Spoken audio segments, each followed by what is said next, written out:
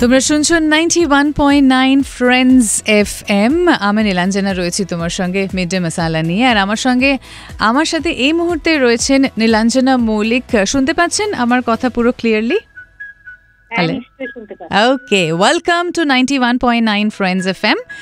আর আমরা আজকে জাগৃতি ধাম নিয়ে কথা বলছি।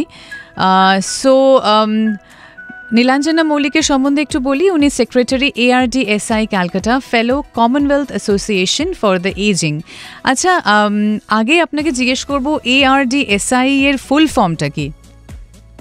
ARDSI এর ফুল ফর্মটা হচ্ছে Alzheimer's and related disorder society. Okay, so এই যে অ্যালজাইমার্স অ্যান্ড রিলেটেড ডিসঅর্ডার্স, এটা কিন্তু আমাদের এখনও সোসাইটিতে এটাকে খুব অন্য চোখে দেখা হয়, বা it is highly misunderstood. So what are the some of the key challenges?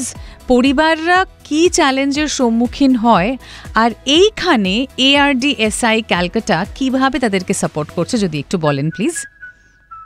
ঠিক। তো আপনি যেটা বললেন যে dementia is still a taboo, এবং অ্যালজাইমার্স এবং আরো বিভিন্ন ধরনের যে সমস্ত ডিমেনশিয়াস আমরা জানি, সেগুলো এখনো stigma, denial, lack of awareness শুধুমাত্র ভারতবর্ষে না, গ্লোবালি। এবং ফ্যামিলি মেম্বার যারা, তারা বেশিরভাগ সময়, অনেক সময় যে আর্লি সাইন্স অফ ডিমেনশিয়া যেগুলো হয়, ইরিভার্সিবল ডিমেনশিয়া, সেগুলো রেকগনাইজ করতে পারেন না। কারণ যে আমরা সাধারণত ভাবি যে ভুলে যাওয়া বা এক কথা বারবার বলা বা একটু অন্যমনস্ক থাকা হয়তো বয়সের সাথে সাথে এগুলো স্বাভাবিক। কাজে সেই জন্য আর্লি সাইন্স গুলো মিস হয়ে যায়, এবং তারপর যখন তাদের ডায়াগনোসিস, তাদের নিজেদের বাড়ির মানুষের ডায়াগনোসিস হয়, যখন আরো একটু স্টেজটা আরেকটু এগোয় এবং সমস্যাটা আরো একটু গুরুতর হয়, তখন ডায়াগনোসিসের পরে তারা কোথায় যাবেন, কি করবেন, এবার এই মানুষটাকে কিভাবে ভালো রাখবেন, এইগুলো হচ্ছে সমস্ত স্ট্রাগল। আমাদের দেশে স্ট্রাগলটা হচ্ছে লেট ডায়াগনোসিস হয়, কনফিউজিং সিমটমস হয়। কারণ দেখুন, ভুলে যাওয়াটা তো একটা সাধারণ মানুষ, যার অন্য কোনো সমস্যা নেই, তারও হতে পারে। এই জন্যেই কিন্তু এই কনফিউজিং সিমটমস এর জন্য বেশিরভাগ মানুষ জানেন না যে কার কাছে যাবেন, হেল্পটা কোথা থেকে নেবেন। এবং ইমোশনাল বার্ডেন যেটা, সেটাও ইমেন্স। কেননা অনেক সময় কেয়ার গিভাররা লজ্জিত বোধ করেন স্টিগমার জন্য। একটা মানসিক সমস্যা যখন আমাদের সামনে এসে দাঁড়ায়, তখন কিন্তু বাড়ির লোক হিসেবে তখন আমরা সেখানে কিছু লজ্জিত হয়ে যাই, আমরা মানুষটাকে আইসোলেট রাখি, কারণ জানি যে সোসাইটি এট লার্জ এইটা ভালো চোখে দেখবে না। এবং আমার নিজের ভালো, মানে আমার লাভড ওয়ানের যদি এই সমস্যাটা হয়, তাহলে তো আরো আমি এটা ফেস করবো। সেই জন্য এই ধরনের সমস্যাগুলো ভীষণভাবেই হয়। আচ্ছা, as a national awardee for best dementia care worker, আপনি কি করতে পারেন? What you believe is the key to improving dementia care in India? আমরা ভারতবর্ষে কিভাবে ইমপ্রুভ করতে পারি? রাইট, প্রথমেই তো I really feel humble by this recognition. আমি মনে করি যে ট্রুলি আমার আসল কাজটা হচ্ছে প্রতিদিনের যে দেখভাল, যে এভরিডে কেয়ার, সেটা। এবং সেই এভরিডে কেয়ারের মধ্যে আসে হচ্ছে small acts of kindness, patience, আমাদের একটা মানুষকে বোঝা, তাকে সেই বুঝে তাকে দেখভাল করা, এবং আমাদের বোঝাপড়া, আন্ডারস্ট্যান্ডিং, এইগুলো হচ্ছে main. This are the real thing. এবং আমি মনে করি যে ডিমেনশিয়া কেয়ারকে যদি ইমপ্রুভ করতে হয় ভারতবর্ষে, then we have to focus on 3 things. One is education of people who will have to understand what dementia is all about.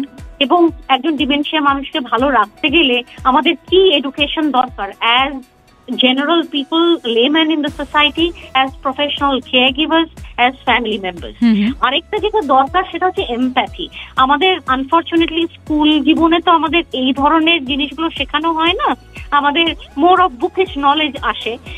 তো এই এমপ্যাথি জিনিসটা is also something that any one of us can learn through every situation.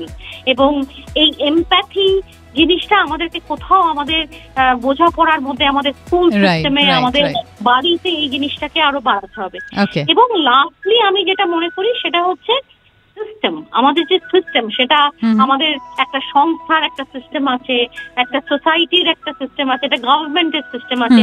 এই সিস্টেমে আমাদেরকে focus করতে হবে এবং সেইখানে ডাক্তারি মেডিকেল লাইনের মানুষ থেকে নিয়ে শুরু করে গভর্নমেন্ট লেভেল অব্দি আমাদেরকে জিনিসটা বুঝতে হবে এবং কি করে আমরা একটা মোর স্ট্রঙ্গার সাপোর্ট সিস্টেম তৈরি করতে পারি in terms of support services for care givers, আমাদের যাদের হয়েছে ডিমেনশিয়া তাদের জন্য বা বাড়ির মানুষদের জন্য। ওয়েল, লাস্টলি আমি জিজ্ঞেস করব আপনাকে যে হাউ ইম্পর্টেন্ট জাগৃতি ধাম, যেটা নিয়ে আমাদের মেন আলোচনার বিষয়, জাগৃতি ধাম এই সময়ে দাঁড়িয়ে কতটা important in today's landscape of এল্ডার care, এটা যদি একটু বলেন। Right. So I visited Jagriti Dham once, and what stood out for me was the very calm and respectful environment, which is what I saw. এবং আমার মনে হয় যে places like Jagriti Dham remind us that elder care is just not about looking after someone's needs. It's about creating a space যেখানে they can continue to live meaningfully. মানে আমি একটা জায়গায় যাচ্ছি just to kind of look forward to dying, তা না, I'm going there to live meaningfully. এবং জাগৃতি ধাম আমার কোথাও মনে হচ্ছে যে সেই স্পেসটা ক্রিয়েট করছে where people can go forward to looking forward to really living meaningfully. এবং আমাদের ভারতবর্ষের এজিং পপুলেশনে যেখানে growing need of speech Jagriti ধামের মতো, যেখানে কম্প্যাশন এবং প্রফেশনাল কেয়ার দুটোকে এক জায়গায় করাটা কিন্তু খুব ডিফিকাল্ট। Right right. কারণ আমি যদি কম্প্যাশনে ফোকাস করি তখন আমার প্রফেশনাল কেয়ার গিভিংটা নষ্ট হয়ে যায়, এন্ড দি আদার ওয়ে। কিন্তু আমরা যদি দুটোকে কম্বাইন করতে পারি তাহলে আমার মনে হয় যে এটা একদম মানে ভবিষ্যতে ভারতবর্ষে এই ধরনের স্পেস দরকার। Absolutely. Probably will show us the way. Thank you so much for giving us time and all the very best for your future too. আর এভাবেই সকলের পাশে থাকুন, এটাই আমরা অলওয়েজ চাইবো। Thank you so much.